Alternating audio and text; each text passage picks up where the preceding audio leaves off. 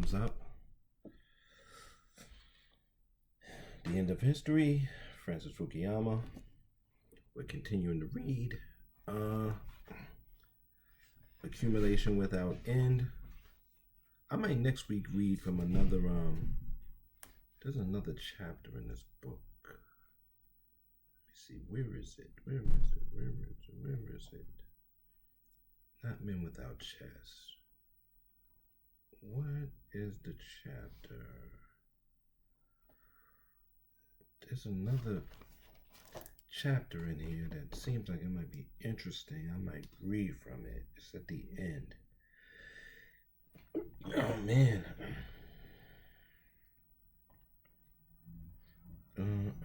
Free and Unequal.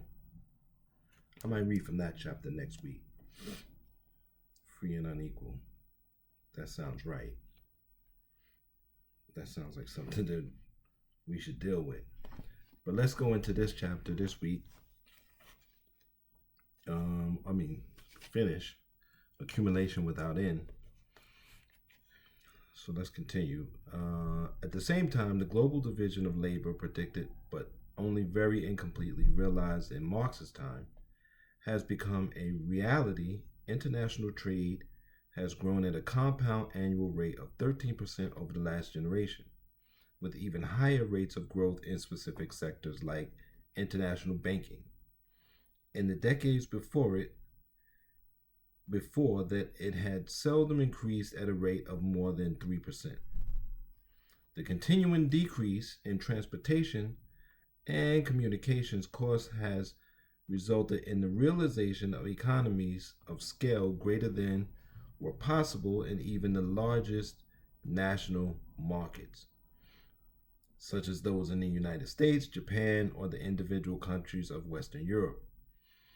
The result has been another of those unplanned and gradual revolutions, the unification of a very large part of mankind outside of the communist world in a single market for German cars, Malaysian semiconductors, Argentine beef, Japanese fax machines, Canadian wheat, and American airplanes.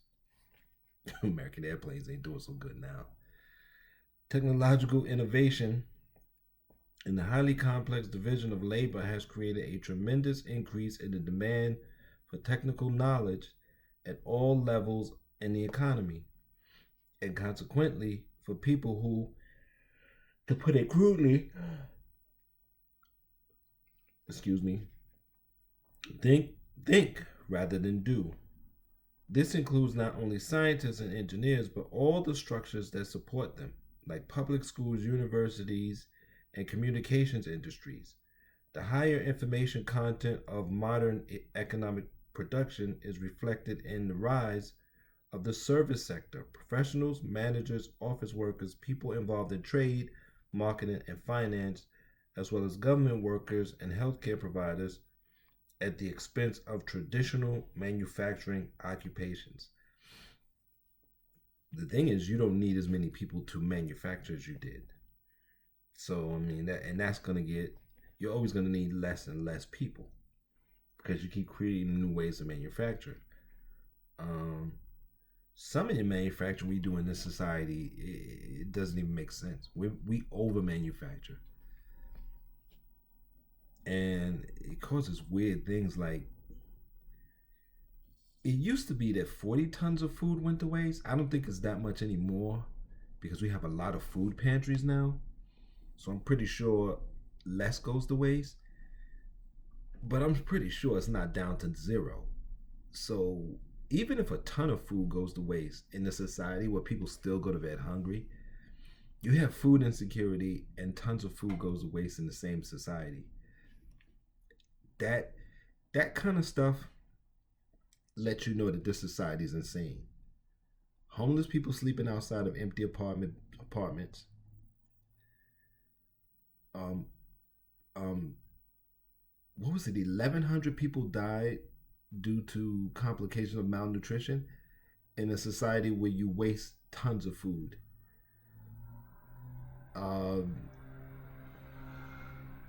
mentally ill people roaming around the streets and the subways and the highways and in your stores, and they close down hospitals. That kind of, these kind of what they call contradictions, or the kind, to me, it's just insanity. That's an insane society. And the fact that everyone just shrugs and goes along means that we're all insane too, or at least the people who shrug and go along are insane. I'm not insane because I think that's insanity. I don't shrug and go along. Every time I see it, I know, oh, that person's supposed to be in the psych ward. When I see, I'm in New York City, so I see them in the subway all the time. I'm like, that person should be in the psych ward. But then you wait for them to do something heinous, and then you put them in jail. And the criminals in jail don't like to see them coming either, because you have insane people coming in now. They say the same thing I'm saying. They need to be in a psych ward. They're coming in here wreaking havoc on the jail, because jails and prisons have rules and codes of conduct. All right. Matter of fact, and this is the saddest part to let you know, black people haven't progressed at all. Black men can do more in jail and prison than they can on the street, as far as organizing, codes of conduct, and all of those kinds of things. And if you listen to a person who's been in prison, find a black man who's been locked up, and if he'll talk to you about it, because they don't like to talk about it, and say, hey man, I saw this video with this guy, and he's talking about what y'all do in prison with code of conduct. What is he talking about? And they'll tell you the story. Evolution in the direction of decentralized decision making and markets becomes a virtual inevitability for all industrial economies that hope to become post-industrial. While centrally planned economies could follow their capitalist counterparts into the age of coal, steel, and heavy manufacturing, they were much less able to cope with the requirements of the information age. One might say, in fact, that it was in the highly complex and dynamic post-industrial economic world that Marxism-Leninism as an economic system met its Waterloo. Again, they're dealing with these stupid markets. There is no markets. I don't understand people who believe in that. But people believe in that. I mean, and it explains our politics. That's how you end up with Biden and Trump, because people believe in these weird things like markets, the invisible hand of the market. It's as natural as wind. People are insane. There's no markets. There's people who have money and guns and force the rest of us to do what they say. That's the market. There is no rental market. There's no mortgage market. There's people who own land who say, this is what I want to charge for it. And if you don't pay it, I'll send the sheriff to your house, throw your stuff on the street, put a gun in your head and make you leave, and put a padlock on the door. That's the market. There is no other thing outside of that shit. Because if there's no sheriff, if there's no marshal that puts you out, you pay what you want to pay. That's reality. America doesn't do reality well, but that's reality. You know my videos, I deal in reality. I don't know. The failure of central planning in the final analysis is related to the problem of technological innovation.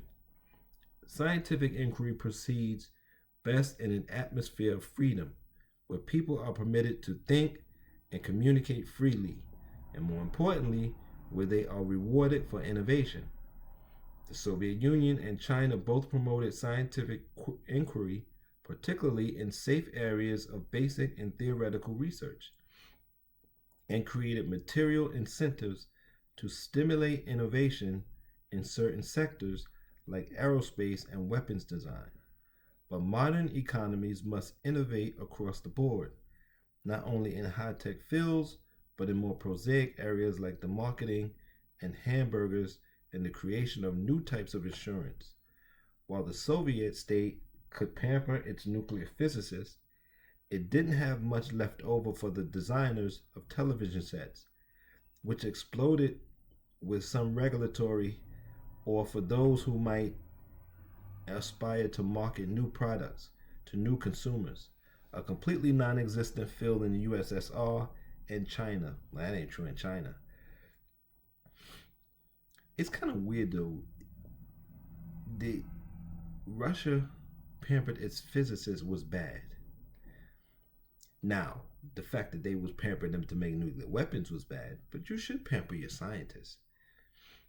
You should pamper your scientists, people who want to make cures, which are scientists, not just treatments but cures.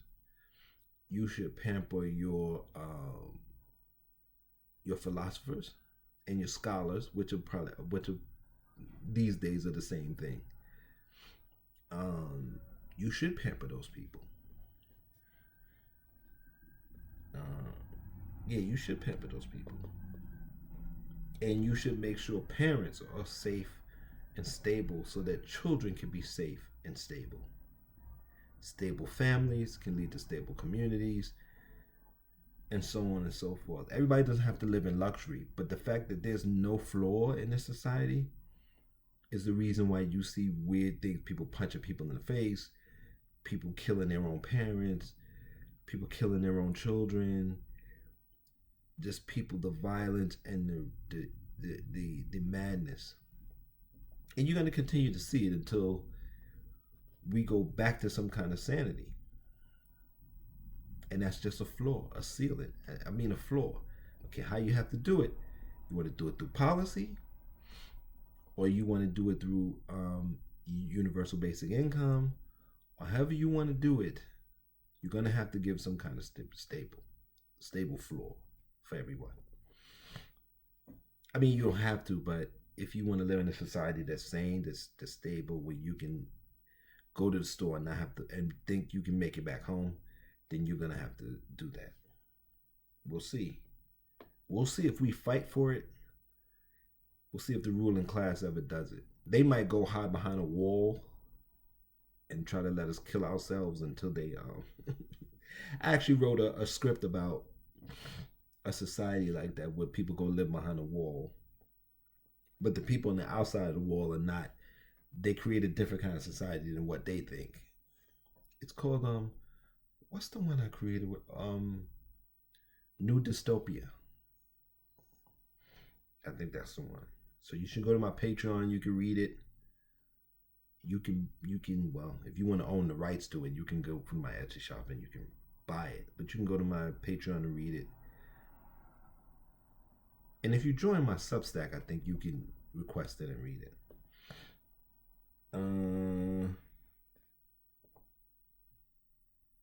Okay, the complexity of modern economies proved to be simply beyond the capabilities of centralized bureaucracies to manage, no matter how advanced their technical capabilities. In place of a demand-driven price system, Soviet planners have tried to decree a socially just allocation of resources from above. I doubt that. For many years, they believed that the bigger computers, the bigger linear programming would make possible an efficient, centralized allocation of resources. This proved to be an illusion. Gazkomneft, the former Soviet State Committee on Prices, had to review some 200,000 prices every year, or 3 or 4 prices per day for every official working in the bureaucracy. This represented only 42% of the total number of price decisions made by Soviet officials every year, which in turn was only a fraction of the number of pricing decisions that would have been made were the Soviet economy able to offer the same diversity of products and services as a Western capitalist economy. Bureaucrats sitting in Moscow or Beijing might have had a chance of setting a semblance of efficient pricing when they had to supervise economies producing commodities numbering in the hundreds or low thousands. The task becomes impossible in an age when a single airplane can consist of hundreds of thousands of separate parts. In modern economies, moreover, pricing increasingly reflects differences in quality. A Chrysler LeBaron and a BMW are equally cars in terms of their overall technical specifications, and yet consumers have assigned a substantial premium to the latter based on a certain feel about it. That's very important. It's this feeling shit is madness, because people are living their life on a feelings that's not based on nothing real. Something you assign to something. The ability of bureaucrats to make distinctions reliably is, to say the least, problematic. This was a good chapter. This paragraph right here. This was a good paragraph because it shows you the madness. You assign worth and value to things where there is no value. That's America. And do you know people are living their lives marrying, divorcing based on this, on assigning certain values of things just based on a tradition? It's amazing. It's amazing. And everybody just shrugs and accepts it. Even when you explain it and it's in books. I mean, how many books have to be written to tell us that we're not, that the way we're functioning is not functional at all? Dysfunctional meaning there's something there, but you're not doing it right. We are unfunctional, meaning what we're doing is based on nothing at all. Smoke and mirrors. And it's not even built on sand. It's just built on nothing. And that's what we're dealing with. That's what we're dealing with in our social structures. That's what we're dealing with in our hospitals. That's what we're dealing with in our transportation system. It's everywhere. A lot of the stuff we're doing, this material, we're running and managing it based on weird, false concepts, made up stuff that's not based in no kind of natural reality at all. But everybody seems to be happy with it. Until death do you part. They're sticking with it. You throw away your husband and your wife, but you'll stick with the fantasy of the false concepts. Until next time, please hit all the links. You can donate directly, or you can become a sponsor. I don't know. I can hold up your stuff, or I can read your stuff, and read me. If you send me books, I can read them. I like to read the physical books, but if you send me digital books, I can read them. I have this device, so until next time, and I won't charge you if you want me to read your book and make videos on it. I'll do it. It's no problem. Just send me the book. Until next time, take care of yourselves and be safe.